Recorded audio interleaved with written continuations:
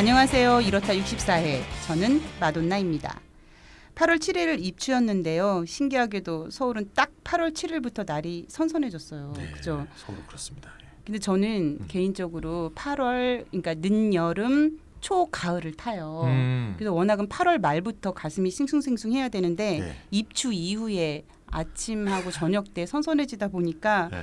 가슴도 막 쓸쓸하고 왠지 기분이 나쁘진 않지만 우울감이 계속되고 뭐 이런 날들을 보내고 있습니다. 근데 그거 아세요? 24절기는 왜 양력이잖아요. 24절기요? 다 양력이거든요. 네. 근데 제 어릴 때는 입추가 8월 8일이었거든요. 아 그래요? 근데 언제부터 8월 음력 7일? 아니에요? 아니요. 양력이에요. 24절기는. 근데 왜 8월 8일이 8월 7일이 되는지 모르겠어요. 그러니까요. 네, 이상하네. 알아봐야겠네. 네. 그래도 이번 주에 또 선선할 뿐만 아니라 비가 거의 매일 오고 있네요. 네, 비가 조금 왔다가 거쳤다가 뭐 이렇게 하고 있죠. 네. 그래서 가을비가 오면서 이제 여름은 이제 훌쩍 가고 이제 점점 가을이 무르익지 않을까 이렇게 생각을 합니다. 네. 자, 가을이 오면서 또 우리가 가을 손님처럼 만나는 분 슈퍼바이저님 나오셨습니다. 네, 안녕하십니까. 슈퍼바이저입니다. 네. 예, 보고 싶었어요. 안녕하세요, 손님. 네네. 네. 예, 그리고 가을이 어울리는지 안 어울리는지 잘 모르겠지만 어울린다고 해주세요. 예, 늘 보는 남자 찬희쌤도 나오셨습니다. 네, 안녕하세요, 찬희씨입니다. 그 가을이 네. 오면 말이죠, 한 해가 이제 끝난다 이런 느낌이 있잖아요. 네. 저는 가을이 되니까 아까 바돈나님도 말씀하셨는데 저도 우울해져요. 아 그래요? 네. 선생님 혹시 8월생이시죠? 네, 8월생. 아. 네. 아닌데 가을이 되면 느낌이 살아나고 여유가 생기고 그러는 거 아닙니까? 네. 청취자분들은 이게 슈퍼바이저님 같은 그런 마음을 갖고 사셨으면 좋겠습니다. 네, 힘냅시다. 네. 예, 오늘은 슈퍼바이저님이 많은 분들이 관심을 가질 만한 주제를 가지고 나오셨는데요. 새 정부 경제정책 방향의 패러다임 평가입니다. 네. 지난 7월 25일이었죠. 관계부처 합동으로 발표된 새 정부 경제정책 방향이 부제 자체가 경제 패러다임의 전환인데요. 패러다임이란 것의 뜻이 인식의 체계, 이론적 틀 뭐 이런 뜻이잖아요. 그렇죠. 네. 그래서 그만큼 경제에 대한 사고방식 자체를 뜯어고치자고 주장하는 것으로 보여지는데요. 네, 맞습니다. 오늘 우리가 새 정부 경제정책 방향의 패러다임을 평가하려면 먼저 여기서 주장하는 패러다임 전환의 내용이 무엇인지부터 먼저 알아봐야 될 것 같아요. 네. 자, 찬희쌤, 이 문서가 주장하는 경제 패러다임의 전환 내용은 무엇인가 좀 정리를 좀 해주시죠. 먼저 한번 정리해 봅시다. 네. 먼저 제일 앞에 한국의 경제 문제의 본질이라고 나오는데요. 네. 그걸 뭐라고 얘기하냐면 저성장의 고착화, 양극화의 심화 이렇게 진단하고 있습니다. 맞는 말인 것 같아요. 네, 맞는 얘기죠. 네. 근데 이런 문제가 이제 극복되지 않는 이유가 뭐냐? 유효하지 않은 과거 패러다임을 지속하고 있기 때문이다. 너무 당연한 당연하죠. 당연한 네. 문제인 것 네. 같아요. 예. 그래서 한마디로 말해 네. 고도 성장을 위해서 물적 자본 투자 중심으로 양적 성장 결과를 중시하는 패러다임에서 못 벗어나는 것이 문제다. 이렇게 책에서 서두에 써 있습니다. 그러니까 고도 성장, 물적 자본, 양적 성장 중심. 요거는 이제 극복해야 되는 얘기겠죠. 그러면은 새로운 패러다임은 뭐예요? 네, 새로운 패러다임은 한마디로 사람 중심 경제라고 하고 있습니다. 좀 전에 이제 물적 자본 중심이었다 그랬잖아요. 네네. 요거를 사람 중심으로 바꾸자. 이게 이제 이 문서가 주장하는 패러다임 전환인데요. 네. 하위 범주로 4가지를 제시하고 있어요. 첫 번째가 가계 소득을 새로운 성장 원천으로 하는 소득 주도 성장. 네, 이거는 이렇다에서도 저희가 몇 번 얘기했었죠. 예. 두 번째는 일자리, 분배, 성장의 선순환을 복원하는 일자리 중심 경제. 이게 두 번째고요. 네네. 세 번째는 경제 주체 간 합리적 보상 체계를 만드는 공정 경제. 예, 지난 이렇다에서 이 부분 약간 우리가 언급했었죠. 주로 대기업과 중소기업의 관계를 말하고 있습니다. 네네. 마지막으로 네 번째가 생산성 중심 경제로의 전환을 통해서 3%의 성장 능력을 갖춘 혁신 성장을 하자. 네. 이렇게 해서 4가지의 하위 범주를 말하고 있습니다.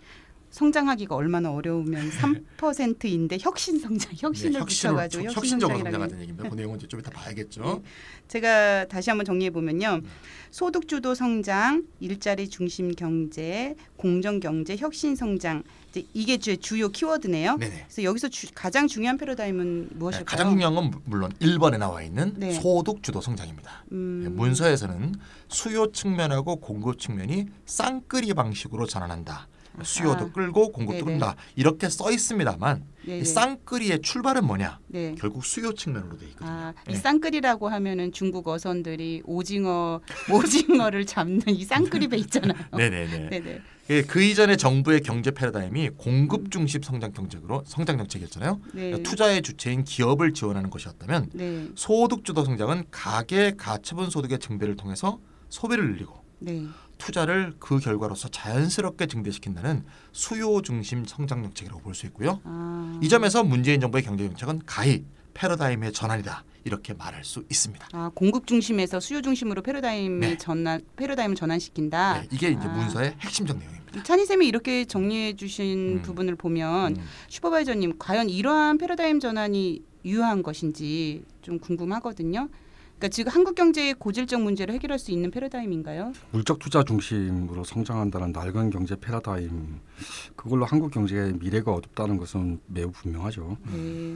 그런데 문재인 정부 패러다임 전환이 과연 유효한 대안인지 이건 또 다른 문제라고 봅니다. 그러니까 수요 중심으로 경제 정책을 전환하는 게 비록 올바른 방향이라 하더라도요. 저도 그렇다고 생각하는데요. 네. 그런데 문재인 정부의 소득주도 성장의 구체적인 내용이 과연 유효한가?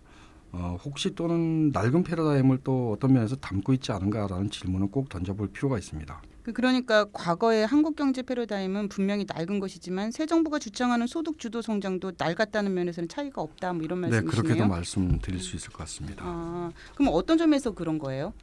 네, 일단 소득주도 성장의 수단으로 생각할 수 있는 것은요. 첫 번째는 임금 기금을 확대하는 겁니다. 두 번째는 공공 서비스를 확충해서 생계비를 절감해 주는 거고요. 그렇죠. 네. 세 번째는 국가가 공적 이전 소득을 확대하는 겁니다. 이렇게 세 가지라고 얘기할 수 있는데요. 네.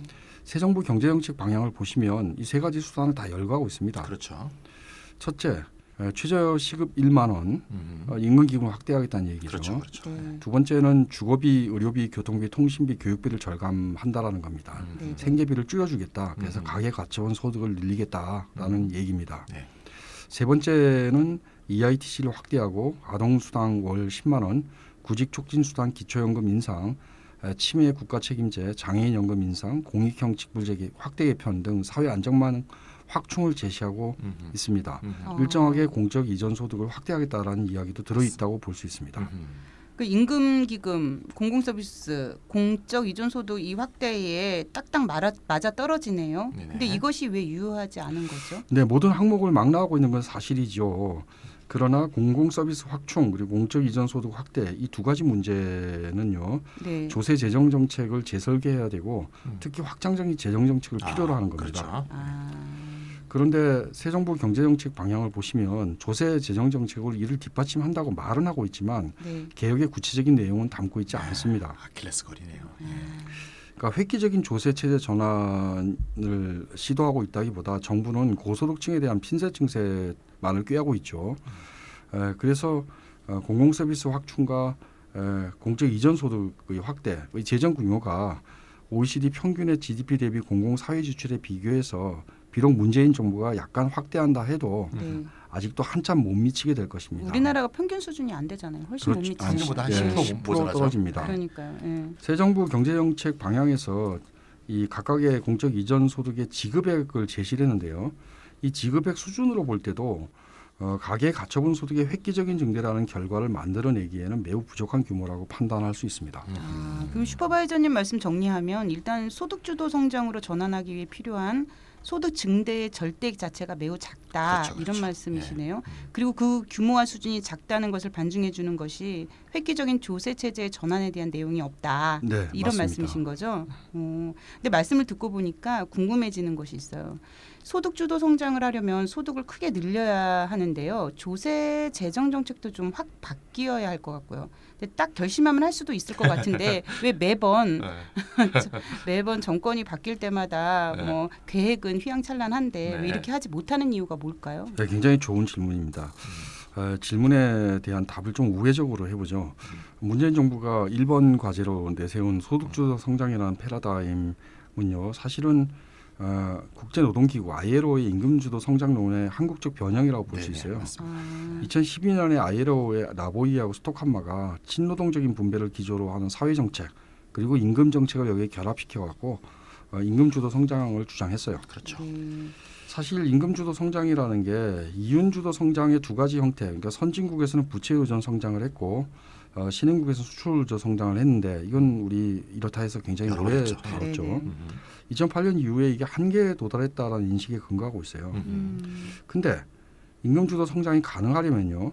첫 번째는 고용률이 증대돼야 됩니다. 그리고 실업률이 당연히 낮아야 되겠죠. 그렇죠. 네, 그래야지 임금이 늘어나죠. 그다음에 고용 유발 효과가 굉장히 미미한 금융자본이나 지식자본에 대한 과세가 필요합니다. 그리고 그 과세에 기반해서 공적 이전 소득의 확대와 결합돼야 됩니다. 여기서 제가 두 번째, 세 번째 이건 의지의 문제라고 할 수도 있습니다. 문재인 정부는 이 의지가 좀 부족한 게 사실입니다.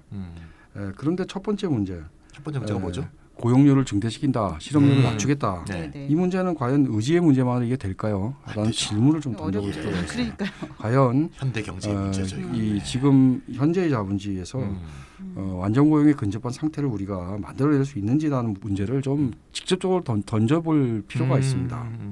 그러니까 임금 주도 성장은 고용률 증대나 낮은 실업률, 즉 완전 고용 경제를 전제할 경우에만 또는 거기에 근접할 경우에만 가능한 패러다임입니다. 그러니까 임금 주도 성장이라는 건 일자리 중심 패러다임일 수밖에 없고요. 여기서 공적 이전 소득이라는 것은 보조적인 역할을 하게 되는 겁니다. 그렇구나. 지금 이제 슈퍼바이저님이 라보이에하고 스톡함마의 임금 주도 성장론에 설명을 해주셨잖아요. 근데 이제 문재인 정부의 패러다임은 거기에서 오긴 했지만 소득 주도 성장이잖아요. 이름이 조금 다르잖아요. 소득 주도 성장론의 원형이 임금 주도 성장론인 것은 맞지만 임금은 소득의 한 형태에 불과하잖아요. 사실은. 그렇죠. 그래서 따라서 뭔가 둘 사이에 조금 다른 점이 있지 않을까 싶은데요. 둘 사이의 차이가 별로 없나요? 선생님 근데 찬희 선생님 질문은 제목 아닌가요? 갑자기 질문 갑자기 그 관심 딱 드네요. 그렇구나. 뭐 질문을 막 가로채 가시네요. 질문은 누구나 할 수 있는 자유가 있습니다. 그러니까 제가 방금 그 임금 주도 성장에서 공적 이전 소득은 들어가 있긴 하지만 좀 보조적인 역할이다라는 말씀을 드렸죠. 이건 일자리 늘리고 그리고 임금을 올리고 이 두 가지가 굉장히 기본적인 거예요. 그런데 문재인 정부는 일단 임금 주도 성장이라기보다 소득 주도 성장을 내걸었어요. 내걸기는 그게 1번 과제잖아요. 그러니까 당연히 공적 이전 소득의 확대를 포함하고 있습니다. 그런데 이를 뒷받침하기 위해서 조세 개혁이 필요한데 이 부분에서 굉장히 불철저합니다. 그러니까 그 총 규모가 OECD 주요국 수준보다 훨씬 못 미치는 거고요. 그래서 문재인 정부의 소득 주도 성장에 대해서 공적 이전 소득을 주된 요소로 배치했다라고 말하기가 어려워 보여요. 그러니까 공적 이전 소득이 많이 확대돼서 주된 요소가 돼 있으면 임금 주도 성장과 다른 거라고 얘기할 수도 있는데 그게 안 된다는 그게 아닌 거죠. 그러니까 이명박 박근혜 시대보다는 훨씬 좀 늘었지만 그러나 OECD 주요국하고 비교하면 훨씬 못 미치는 겁니다. 그러니까 이걸 소득 주도 성장에 말하기가 어렵다라는 거고요. 그러니까 소득 주도 성장 중에서 임금 소득 주도 성장이라는 전통적인 맥락에 오히려 더 가깝다. 별 차이가 없다는 얘기시네요. 그러니까 사실 이름은 그런데 여기서 확고하게 지금 하고 있는 것은 최저시급 1만 원을 2020년까지 하겠다 이거 외에는 다른 부분은 상당히 미미한 거고요. 결국 새 정부 경제정책 방향은 임금 주도 성장의 아킬레스건 고용 문제를 벗어나기가 힘듭니다. 그러니까 임금 주도 성장의 경우에 완전 고용 경제를 만들 수 없다 그러면은 경제 성장이 불가능해지죠. 이 문제를 정부가 정확하게 알고 있다고 저는 생각합니다. 또 한편으로는 이걸 이렇게 계획을 했는데 이제 첫 번째 고용률 증대와 낮은 실업률 이것이 극복이 안 될 경우에는 전체 패러다임 자체가 실현이 안 되는 거죠. 그러니까 정부가 이걸 다 할 수 없으니까 실패했다 하더라도 본인들의 책임으로 다 가져가지 않을 수도 있고 시장 핑계를 댈 수도 있지 않나 이런 생각도 약간 들어요. 저 같은 경우에는. 슈퍼바이저님 말씀을 잠깐 정리를 해봐야 되겠어요. 자, 이번 새 정부 경제정책 방향의 핵심 패러다임은 소득주도 성장인데 공적 이전 소득이 작은 관계로 결국 임금주도 성장의 한 형태일 뿐이다. 이런 말씀이신 거잖아요. 그럼 임금주도 성장이 가능하려면 실업을 없애고 완전 고용이 달성되어야 한다. 이렇게 정리할 수 있겠네요. 네, 맞습니다. 잘 정리하셨고요. 사람 중심 경제라는 이제 큰 패러다임의 첫 번째 방향이 이제 소득주도 성장이었잖아요. 근데 그를 위해서는 이제 완전 고용 달성이 필요하다. 이거 이제 우리가 알게 됐고요. 결국은 이제 소득주도 성장은 자연스럽게 사람 중심 경제의 두 번째 방향, 즉 일자리 중심 경제로 이어질 수밖에 없는 논리 구조를 갖게 되네요. 이게 임금 주도 성장의 하나의 형태니까 임금 주도를 하려면 임금을 받게 되는 일자리를 늘려야 되는 거고. 맞습니다. 그렇게 딱 연결되게 돼 있네요. 네. 맞습니다. 그러니까 1번 과제가 소득주도 성장인데 공공서비스나 공적 이전 소득과 관련해서 매우 소극적이고 예산 제약선을 설정하고 있죠. 맞아요. 그런데 반면에 일자리 예산에 관련해서는요. 정부 투자 지출, 민간 투자에 대한 지원, 연간 34만 개라는 일자리 목표치 달성에 국가 자원을 총 집중적으로 투입할 걸로 보입니다. 그러니까 어쨌건 일자리 창출이 이 사람 중심 경제에서 굉장히 관건적인 문제라고 생각하고 있는 거고 거꾸로 얘기하면 소득주도 성장의 성공 여부조차도 이 일자리 중심 경제에 의해서 결정된다 이렇게 말할 수도 있습니다. 임노동이 가능한 사람한테나 되지. 또 임노동이 불가능한 사람한테는 해당되기 임노동이 가능한 사람한테라도 다 되면 그러면 그래도 난데 좀 약간의 공적 이전 소득 가지고 커버할 수 있겠죠. 근데 그렇지 않을 수도 있다라는 게 이게 문제고요. 뭐 물론 긍정적인 면이 있습니다. ILO의 임금주도 성장론은 마치 현 상태가 마치 완전 고용 경제인 것처럼 전제해 버렸어요. 그래서 뭐 임금 협상력을 강화해서 임금이 올라가면은 전체적으로 성장에 기여한다 이런 식의 논리 구조인 반면에 일자리 중심 경제 문재인 정부의 정책 과제는요. 임금 주도 성장을 하기 위한 한 가능 조건을 우리가 만들어 보자. 이 가능 조건 창출을 정책 목표화했다는 점에서 매우 진일보한 것이라는 평가를 내릴 수도 있습니다. ILO보다 좀 더 책임성이 있네요. 그래도. 그렇죠. 체계적이죠. 일자리를 만들어야 되겠다고 얘기한 면에서. 근데 문제는 남아요. 대체 어떻게 일자리를 만드나. 그렇죠. 이런 게 남는 거죠. 이게 관건적인 문제 아닙니까? 맞습니다. 또한 어떤 방식으로 일자리 확대를 할 건가. 가계 가처분 소득이 늘려면요. 일자리 총량만 늘어도 되는 게 아닙니다. 이것은 괜찮은 일자리가 늘어나야 되는 겁니다. 그렇죠. 시간제 많이 들어봤죠. 전체적인 임금이 늘어나지 않죠. 별로. 괜찮은 일자리가 증대해서 노동소득 점유가 GDP 대비 노동소득 점유가 증대해야만 소득주도 성장으로 연결되겠죠. 예, 맞아요. 일자리가 는다고 해도 또 시간제나 저임금 비정규직이 늘어나면 통계에서는 일자리 숫자가 크게 늘어나 보여도 뭐 실제로는 소득 증가에 큰 기여를 하지 못하잖아요. 맞아요. 맞습니다. 그러니까 문제는 단지 일자리가 아니라는 거죠. 괜찮은 일자리가 늘어나야만 노동소득 분배율이 올라갑니다. 그렇다면 정부가 추구하는 일자리 중심 경제는 괜찮은 일자리를 만들 수 있을 것인가? 이렇게 우리는 질문해 봐야 됩니다. 비정규직 감축, 일자리 질의 제고 이건 의제 문제로 할 수 있겠지만 과연 괜찮은 일자리의 양적 확충은 어떤 방법으로 가능할까? 그러게 말이에요. 물론 정부가 방법을 제시하고는 있어요. 첫째는 공공일자리 확대죠. 둘째는 주당 68시간에서 52시간으로 실근로시간을 단축한다는 거고요. 세 번째는 일자리 지원 세제 3대 패키지 등 고용 중심의 세제 개편, 그러니까 고용 확대하면 지원해 주겠다는 얘기죠. 네 번째는 모든 정부가 사용했던 적극적 노동시장 정책을 강화하겠다는 네 가지 들어보니까 이 세 번째하고 네 번째는 사실 뭐 논할 필요가 없을 것 같아요. 뭐 원래 있던 거니까요. 일자리 지원 세제, 뭐 적극적 노동시장 정책, 뭐 박근혜 정부, 이명박 정부 다 했던 거잖아요. 네, 했죠. 뭐 시장이 일자리를 창출하도록 돕거나 일자리를 원하는 사람하고 일자리를 이제 구하는 사람하고 잘 매칭이 되도록 돕는 뭐 대충 그런 정책인데. 뭐 이렇게 알려진 거 아니에요? 효과도 별로 없었고 지금까지 아까 말씀드렸던 괜찮은 일자리를 별로 만들어 본 적이 없고 괜찮지 않은 일자리를 주로 만들어 왔죠. 그렇죠. 그래서 이제 첫 번째, 두 번째가 중요해 보이는데요. 첫 번째 그 공공 일자리 확대, 또 두 번째 실근로시간 단축. 이게 과연 일자리 창출에 기여할 것인가? 이게 이제 문제일 것 같네요. 현실성도 걱정이고. 첫 번째부터 좀 볼까요? 공공 일자리 확대 이 좋죠. 분명 고용의 질 향상에는 기여할 겁니다. 그리고 그 정도에서는 임금기금도 확대시킬 거라 봅니다. 공공 일자리 확대.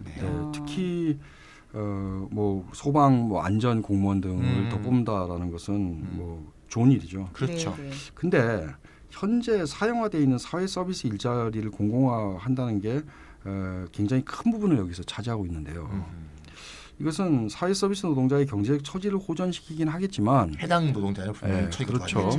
그렇지만 이 사용화되어 있는 사회 서비스 노동자의 일자리를 구축하는 효과가 나올 거다라는 거예요.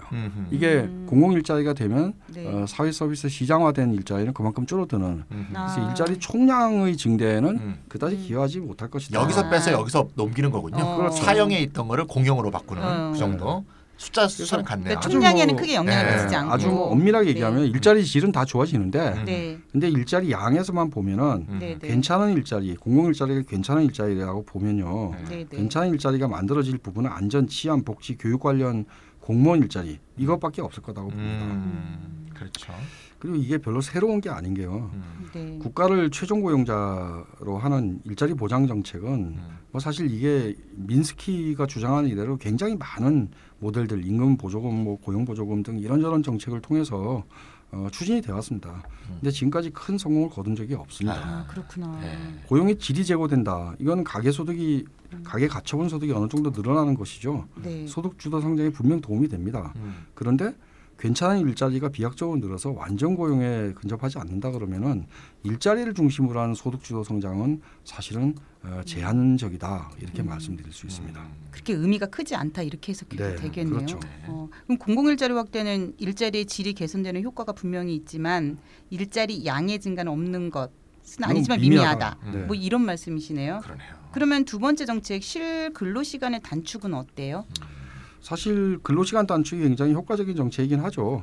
그런데 그러니까 좀 그나마 부분적인 효과를 기대할 만하지만요. 주당 68시간에서 52시간으로 실노동 시간을 단축한다는 것이 사실은 한국에서 가장 많이 노동 시간이 긴 부분만 줄인다라는 거거든요. 우리가 멕시코에 이어서 두 2위더라고요. 근데 누구나 다 68시간을 하는 게 아닙니다. 네. 68시간 하고 있는 네. 제조업 공장 노동자들의 시간은 52시간 정도로 줄이겠다는 건데 네. 이게 과연 일자리 창출에 도움이 될지 좀 저는 의문스럽습니다. 그러니까요. 68시간 하다가 네. 지금 프랑스처럼 뭐 주당 35시간으로 탁 줄이자. 네. 이런 그럼 획기적인 늘죠. 정책이 나올 텐데. 그러면 늘죠. 그러니까 확실히. 일자리가 늘 수밖에 없죠. 네. 그러면. 그러니까 획기적인 실 근로시간 단축이 아니라면 신규 고용이 늘어나는 걸 기대하기가 매우 어렵습니다. 뭐 지금 정책처럼 68시간에서 52시간으로 하겠다. 네. 뭐 그 부분은 그냥 자동화나 노동 강도 등으로 단축된 노동 시간이 잠식되고 추가적인 고용은 생기지 않을 거라고 저는 판단합니다. 찬희 쌤이 그 프랑스 말씀 잘해 주셨는데요. 네. 1990년대 말에 그러니까 프랑스 그 사회당 조스팽 정부 시절에 네. 오브린 노동부 장관이 만든 오브리법 실험이 있었죠. 아, 오브리법이요? 그 네. 어떤 내용이에요? 그 제가 말씀드릴게요. 예. 당시 이제 사회당 정부였는데요. 조스팽 말씀하셨죠. 총리가 네. 조스팽이었습니다. 근로시간 단축 지도 촉진법이라는 법인데요. 당시 이제 법안을 만든 사회고용장관 이름을 따서 오브리 법이라고 이제 불렸는데요. 내용은 뭔가하면 법정 근로시간을 임금 삭감 없이 네. 주 39시간에서 주 35시간으로 단축하는 것입니다. 이게 핵심인 것 같아요. 네, 이게 이 법정 근로시간을 그렇죠. 줄인다 하더라도 임금 삭감이 없어야죠. 예. 근로시간을 그렇게 단축해서 추가 고용을 창출한 기업에게는 네. 5년간 국가가 재정 지원하는 거. 이게 이제 어허. 오브리법의 핵심 내용입니다. 우리나라 노조운동에서도 많이 나오는 얘기 같은데요. 임금 삭감 없는 근로, 시간 단축. 이게 궁금하네요. 어떤 결과가 나왔을지.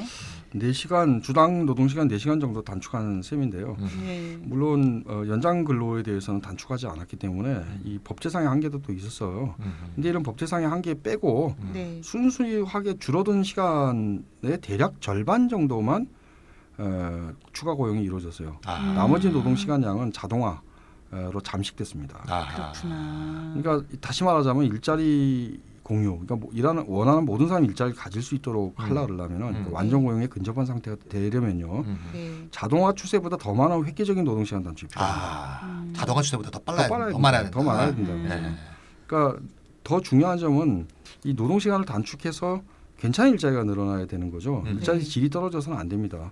그러니까 결국 프랑스는 4시간을 줄이면서 또 임금 삭감 없이 했으니까 전체적으로는 추가 고용이 늘어난 만큼 고용기금이 확대됐다고 볼 수 있어요.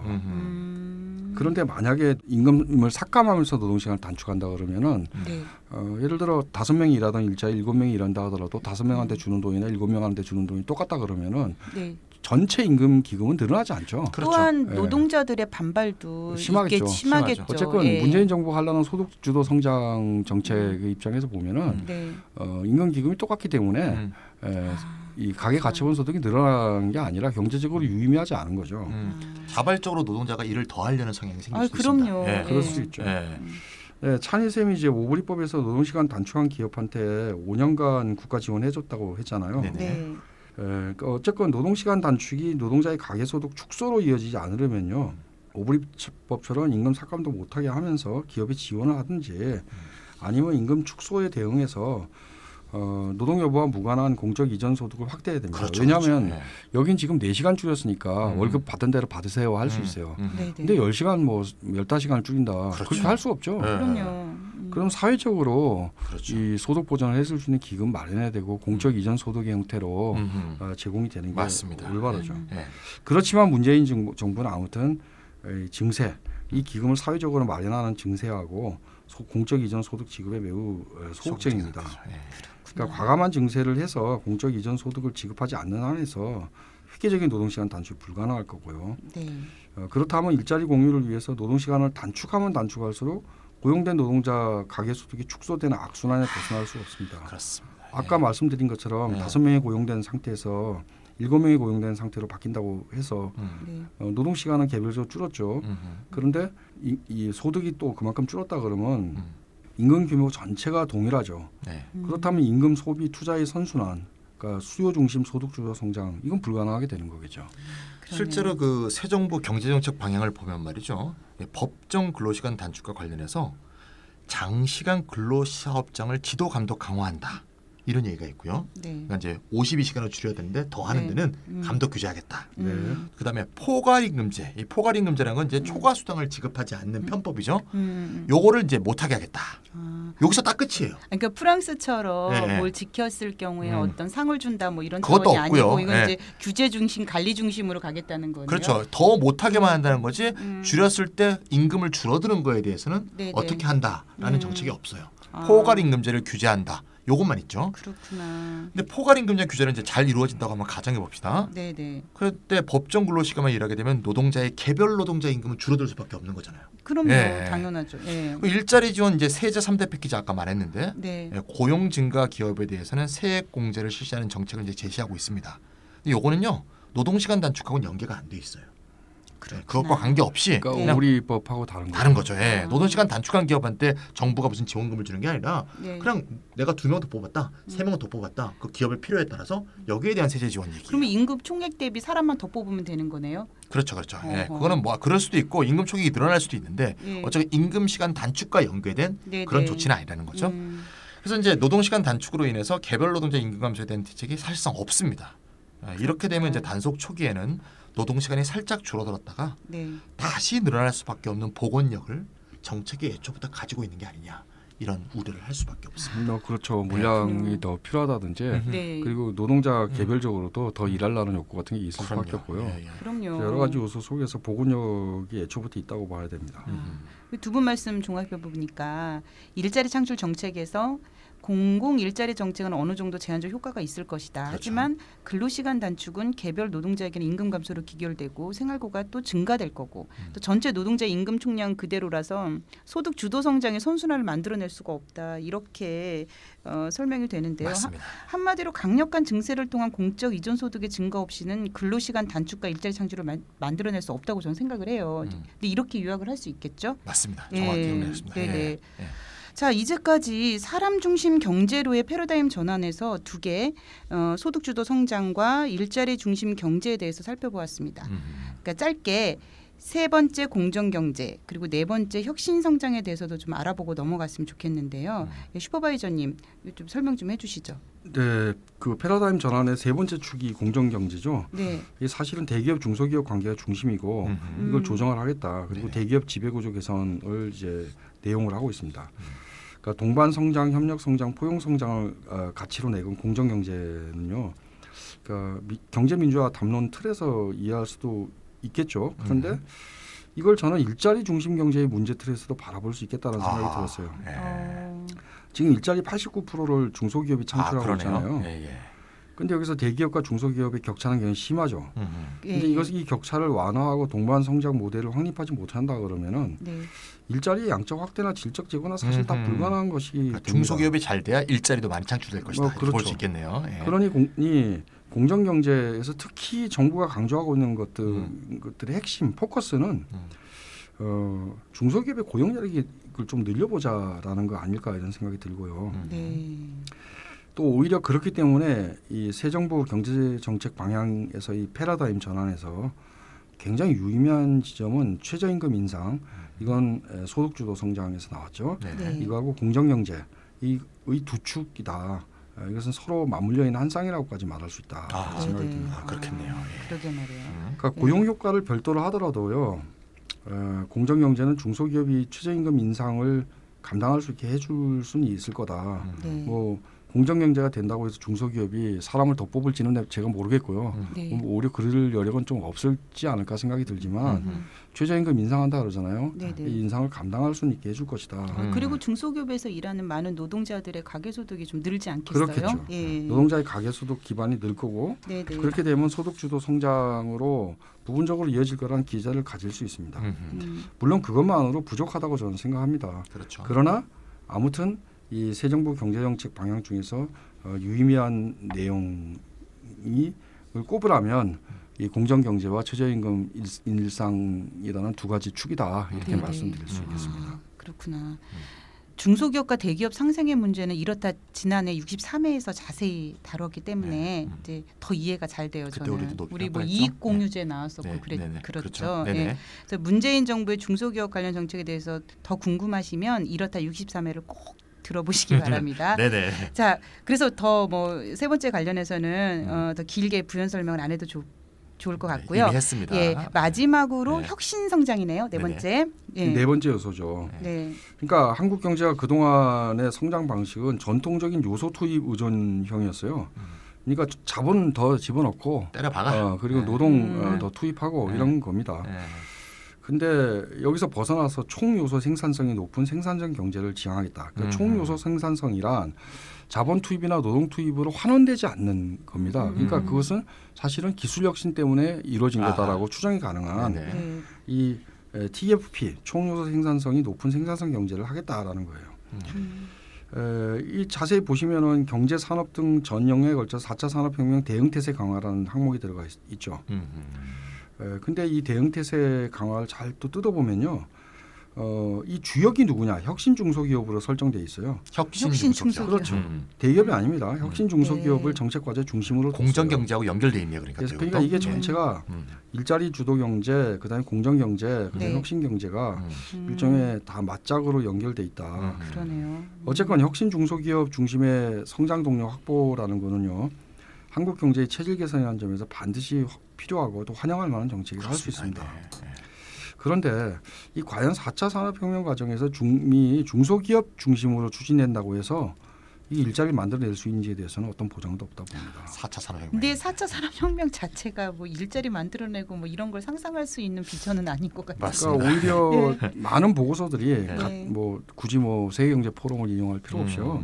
뭐 옥스퍼드 대학 연구소도 그렇고 미국 연구들도 좀 가뜩이나 부족한 이 일자리를 좀 더 줄이게 될 거다. 그리고 또는 뭐 일자리의 고용 형태나 질이 떨어질 거다라는 전망이 나오고 있는 실정이거든요. 그러니까 혁신 중소기업을 육성하는 것은 필요한 일이지만 그것은 두 번째 목표 일자리 창출에는 거의 기여를 하지 못할 것이다. 이렇게 요약하면 되겠네요. 뭐 정책이 짝짝 맞아 떨어지긴 하는데 이게 효과가 맞아 떨어지는 않는다는 거예요. 그러네요. 체계적이긴 하나 효과가 그렇게 딱 맞아 떨어지지 않는다. 혁신 중소기업 육성은 독립적인 과제로 중요하지만 이걸 일자리 정책으로 보기는 힘들다. 이게 1960년대 정책이면 딱딱 맞아떨어지면서 현실성이 있을 것 같은데 시대가 이미 그로부터 60년이 흘렀습니다. 60년. 이게 애너크로니스틱하다 그러는데 시대착오적이다. 좀 안타까운 일이 아닌가 싶은 생각이 드네요. 자, 여기까지 새 정부 경제정책 방향의 패러다임에 대해서 분석과 평가를 진행해 보았습니다. 우리가 평가라기보다는 어떤 효과성에 대한 그 이야기를 했던 것 같고요. 잠시 쉬었다가 2부에서 슈퍼바이저님이 생각하는 대안적 패러다임에 대해서 들어보는 시간을 갖도록 하겠습니다.